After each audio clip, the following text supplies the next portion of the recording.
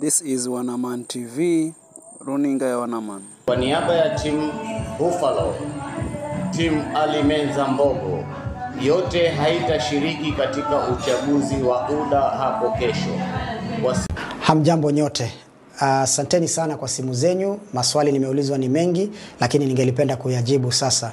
Watu wengi kutoka hizi eneo bunge 6 ambazo zinajumuisha na kujenga kaunti ya Mombasa wameweza kunipigia kutaka kujua ipi njia sawa ama ni vipi niwape mwelekeo kuhusiana na uchaguzi wa UDA, the grassroots, hizo elections ambazo zinatarajiwa kufanyika tarehe 12.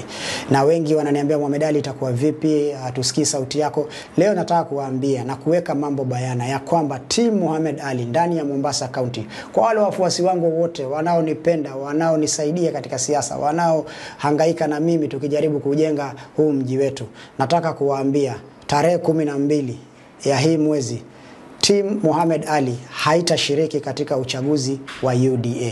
Kisa na maana ni kwa sababu ya mambo ambayo yanaendelea. Katibu wa chama anataka kuibaka demokrasia ya wananchi wa Mombasa kwa kuweza kuweka watu wake vile ambavyo anataka wawe katika vyeo vyao. Katibu wa chama.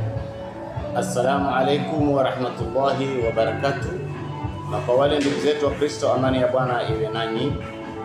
Kwa niaba ya timu Buffalo, timu Ali Menza Mbogo, yote haitashiriki katika uchaguzi wa UDA hapo kesho, kwa sababu njama ambazo anazifanya Honorable Sarai, anapunguza makali ya UDA na anaimaliza UDA Mombasa, na sote tumesema hatutashiriki.